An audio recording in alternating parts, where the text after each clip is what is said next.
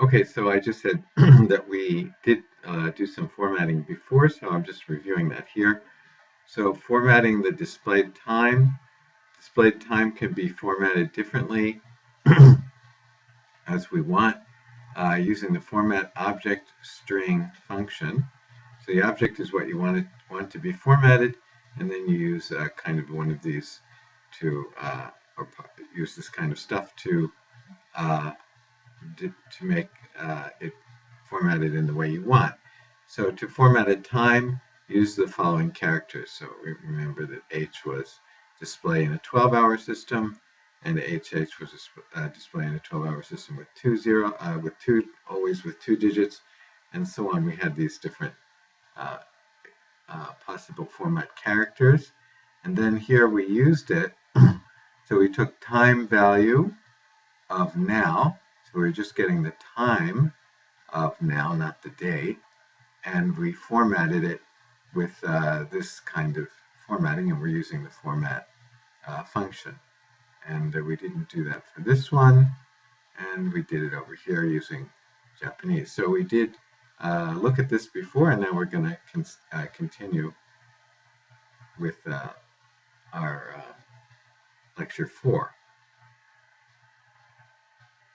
Okay, so we said we saw the use of the format uh, function before, and the format function has the syntax or the structure of the object, which we'll call O here, and the string, which we'll call S.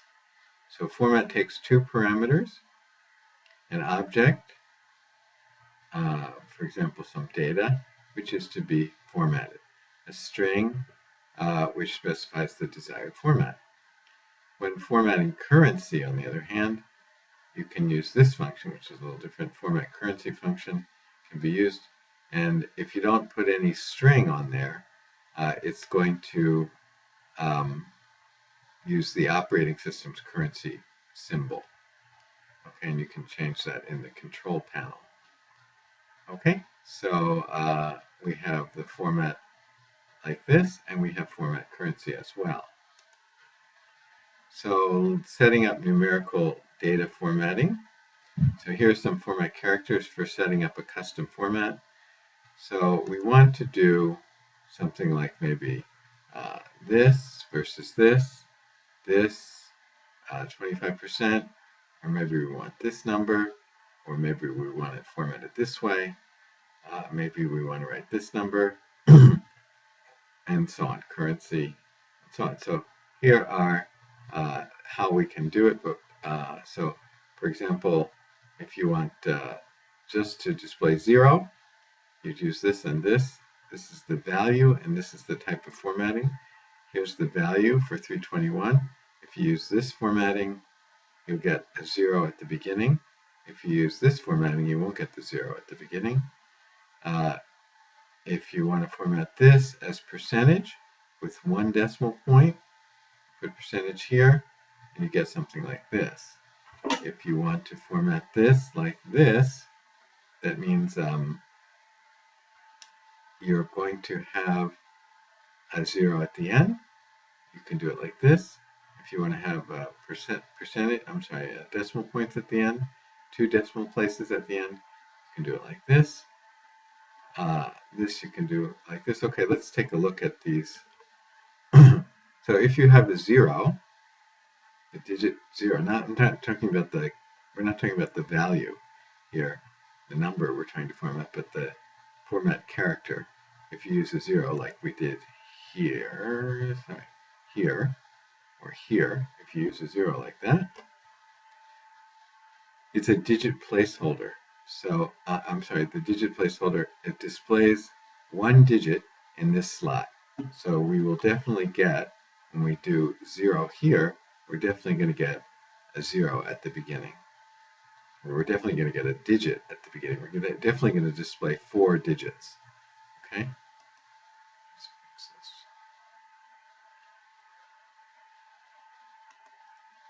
Okay?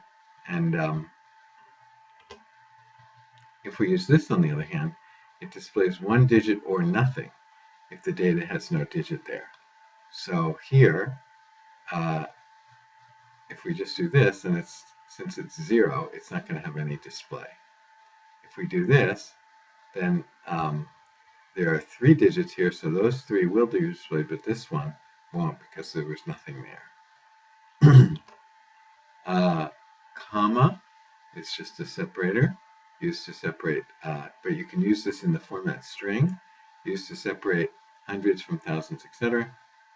So you can do something like this, and so there's definitely going to be a 0 here, regardless of.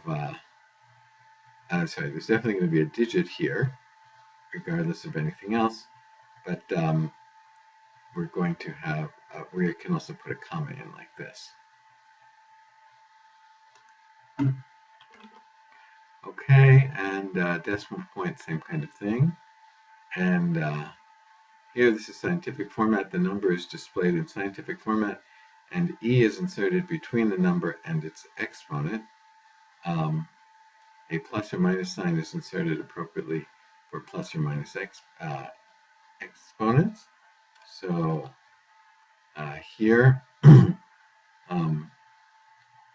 we're going to have something like E and then 0, 0. So it's going to have 0, 1. If we had check, check or pound, pound, and we only had 1, then it would just say E and 1. Okay. And notice this is negative because this is only 0.5, right? So it's it's 10 to the negative 1. This means 10 to the negative 1, right? So we use the E plus to get that sign in there. Percentage multiplies the value by 100 and places a percentage sign at the indicated place. So here, so it's going to multiply this number by 100, so that's going to give me 25, and then it's going to put a percentage sign next to it. And there's also going to be a 0.0, so it's going to have a 1 decimal place. And that will give currency. Did they use that? I guess maybe this one, I'm not sure. Okay, so we have that. Okay, now we're going to reuse our price calculator. Let's use our price calculator program as a base. So you did this last week, and rebuild it to create a new program. The program functionality is going to be the same as before. Calculate the subtotal, the consumption tax, and the total. But we're going to have some formatting. Add a $sign. Format to include a comma after every 3 digits to the left of the decimal point. Format so that values are displayed to 2 decimal places. Format to include at least 1 leading digit. And to accomplish this, we'll use the format function.